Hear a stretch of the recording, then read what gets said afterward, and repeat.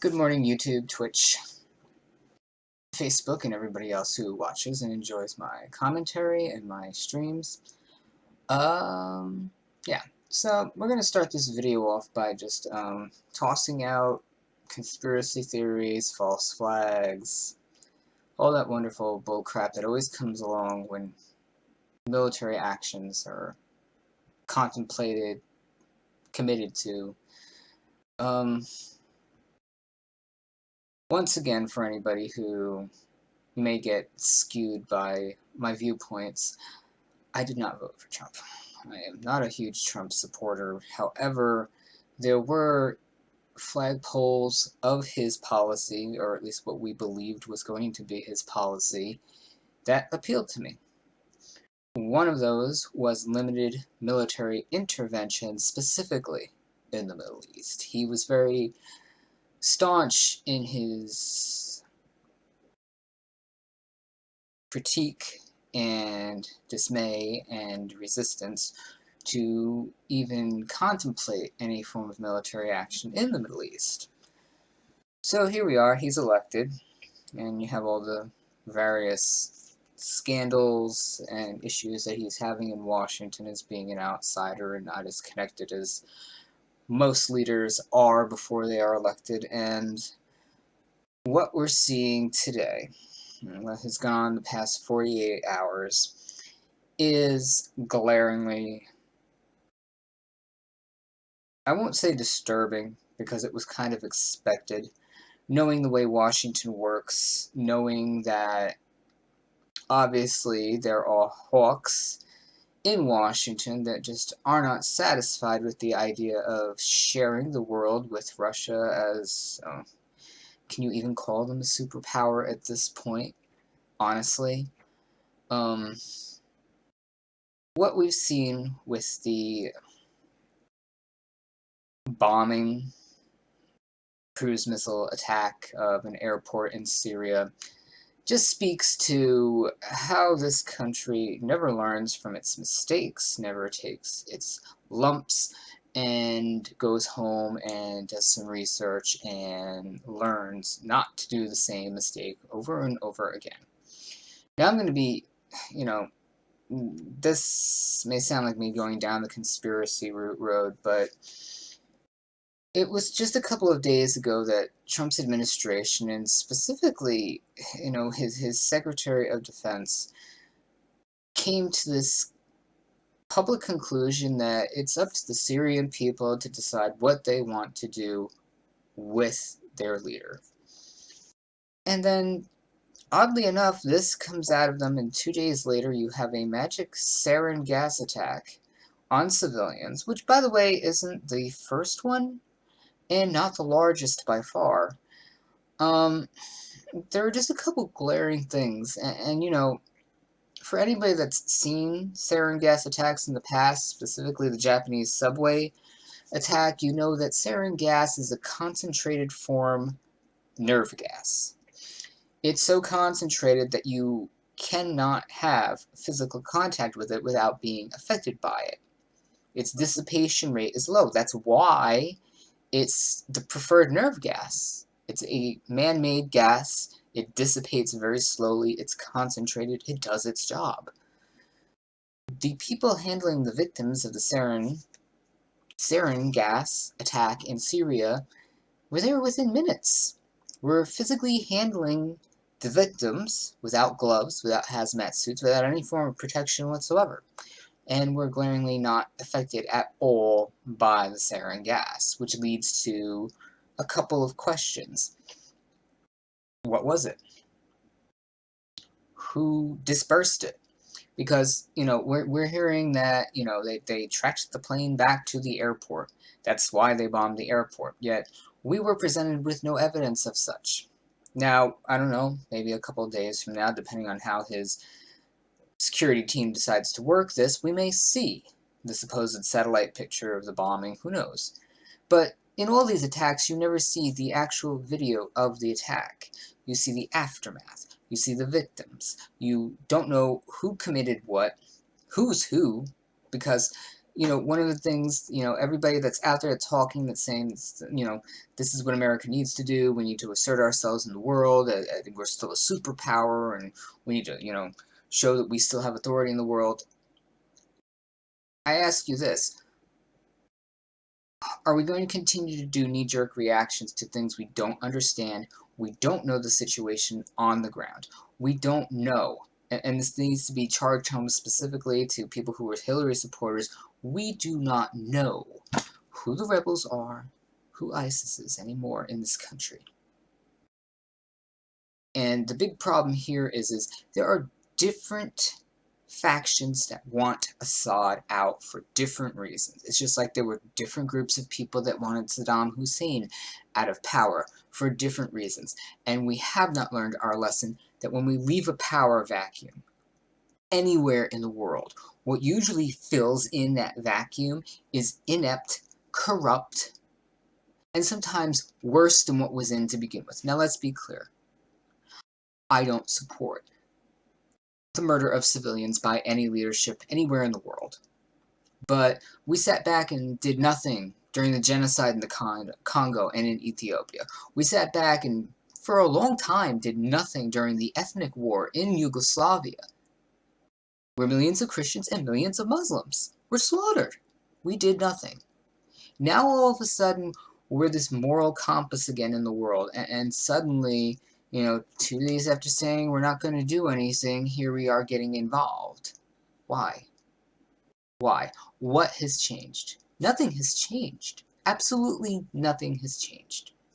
There is no credible evidence that links this back to the regime in Syria. At least none that we've seen. And there has been none in the past. There have been, I believe, 5 noted attacks. 3 of them involving gas, 2 of them involving cluster bombs. And none of them actually led back to the Syrian army. 2 of them led back, oddly enough, to arms funneled into Syria through Iran. Now, here's the thing that, we bring up Iran, we bring up Trump's stance against Iran, the Republicans' stance against Iran, Israel's stance against Iran. And for anybody who doesn't believe that Israel plays any form of geopolitical role in that region, they're an idiot. Now, I'm not an anti-Jew conspiracy theorist person, but, they're not very happy with Assad either. And they seem to be very hell-bent in causing as much destabilization in the area when they don't get what they want. They did not like the fact that, even though Trump softened and warmed up American relations to Israel, he's very cautious. He's very cautious not to endorse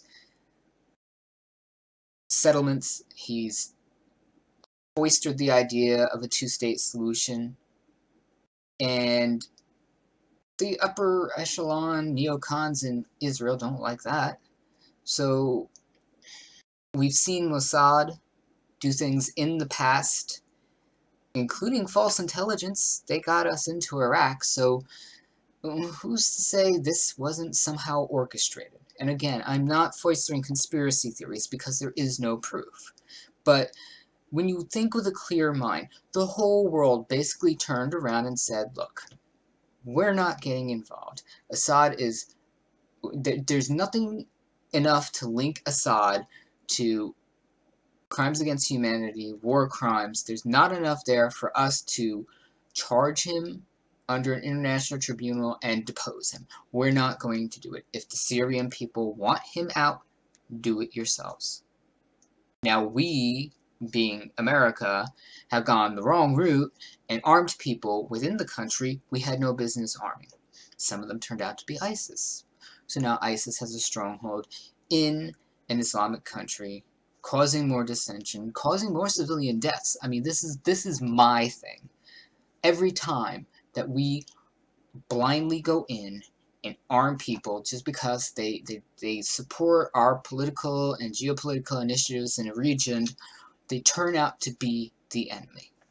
Every time. There has never, ever been a time where we have aided and abetted a supposed rebel group or a resistance faction that hasn't turned out to be the actual enemy, or somebody worse, or somebody just as capable of committing human atrocities. And we did it again. And the glaring thing here is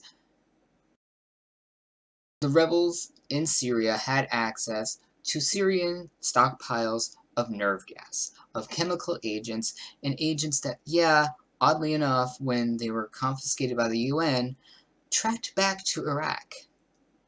So there's no way of ever really determining who orchestrated a gas attack against civilians in this country. Is it horrifying? Yeah, of course it's horrifying. Anybody who has a shred of humanity thinks it's horrible. Absolutely horrible. But is it enough at this point? I mean, this is what, 58 people. He actually killed 1,500 people during military exercises. And the world just kind of went, whatever. That's this country's internal affairs. And, you know, as much as we hate to admit it, we are not the world police. We do not have the right, legally or otherwise, to violate another country's boundaries and do what we want in their countries. Imagine if tomorrow, hypothetically, let's say tomorrow Russia says, you know, we don't like the way you treat black people in America, so we're going to lob bombs at you and invade your country so black people don't have to worry about you anymore. How would you feel about that? But this is what we do. We've done this now 4 times. Kuwait, Iraq, Afghanistan, Syria. This is what we do. We're now in the business of engaging in geopolitically motivated warfare, which is some of the worst warfare to be involved in, because you never truly know the intentions of each actor and their role and their end goal. 9 times out of 10, their end goal is bad. Absolutely bad. And we're so comfortable with arming and funding, and the worst thing is training these people.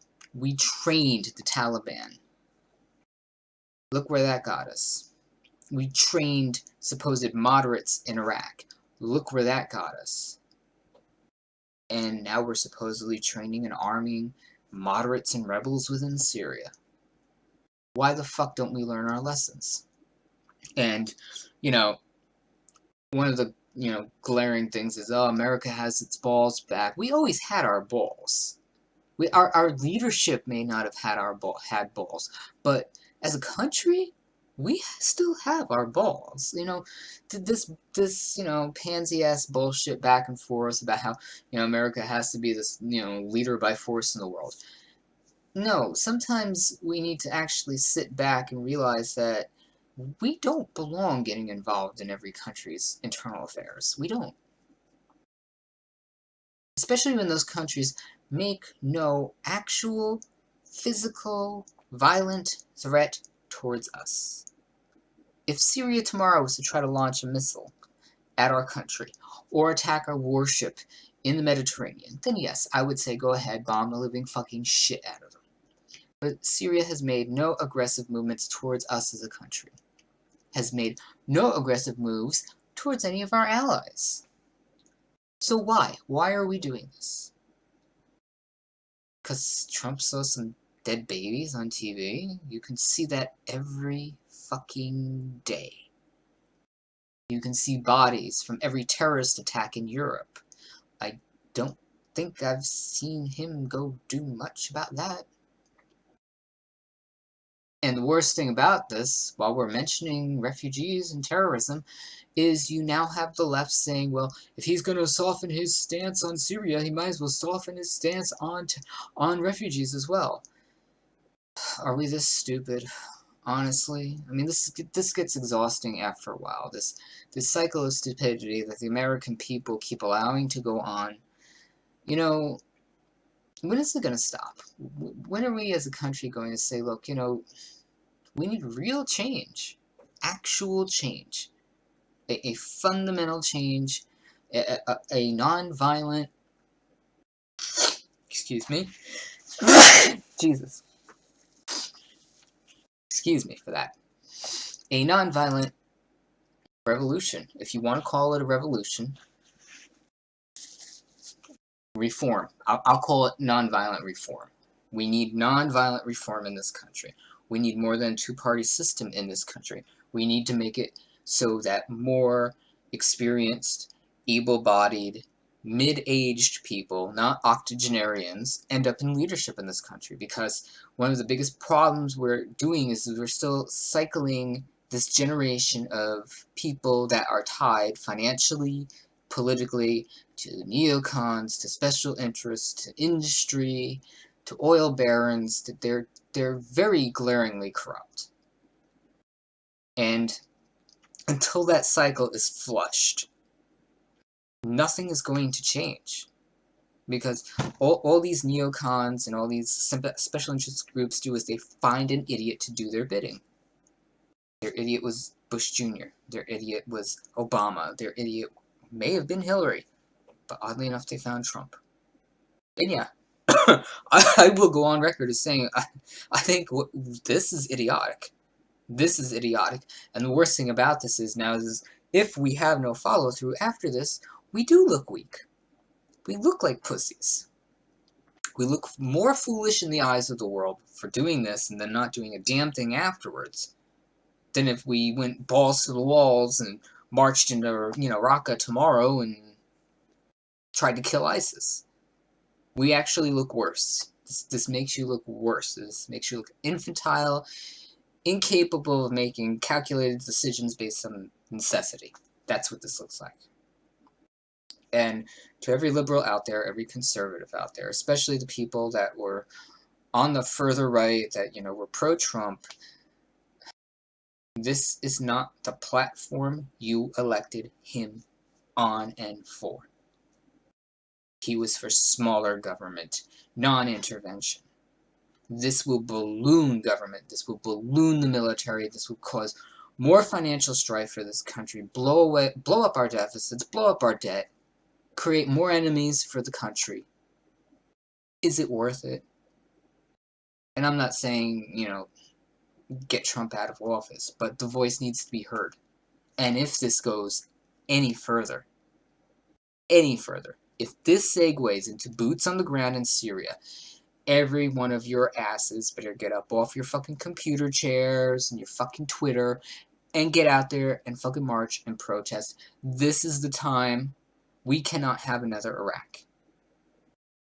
And that goes for the liberals too. You're going to go out there and march and riot and throw shit around for freaking trannies and Muslim refugees. You can get off your ass and go out there and protest for the children of this country that are going to be sent over there for this action. And don't forget, the military approved drafting women. So for every one of you out there that has a child between the ages of 18 and whatever, that could be your daughter over there getting captured and gang raped by Muslim men. Remember that. Remember that very clearly. Keep an eye on this asshole. Because now he cannot be trusted. Now it's very clear either him or a significant part of his administration is influenced by neocons. Not Russia. Neocons. The communist rich in this country that think that they run everything and, like it or not, actually do run a significant amount of things, specifically in government and policy making and the war machine. And the bright sunlight not. So, my message to everybody is, please don't take your eye off the ball. Don't let this go where it will probably go. Do not let this turn into a full-blown war in Syria. Because, believe it or not, we are not as strong as we need to be to defend this country against a legitimate aggressor. We talk about how the threats that countries in the Middle East pose to us. No. The real threat is a standing military force like China, like North Korea, like Russia. Because believe it or not, as supposedly decrepit and washed out and financially destroyed Russia is, they still have a very large standing military faction or power or organized military machine, shall we call it, capable of coming here, capable of attacking us all over the world, specifically in Europe. Don't kid yourself. Is it worth it? Is it worth risking the lives of Americans for this? And I'm not saying that the lives of Syrian civilians do not matter. Absolutely the opposite. More Syrian civilians will die if we get militarily involved in Syria. It's just a matter of fact. 500,000 civilians died in Iraq via the military intervention. Not necessarily at our hands, but they died.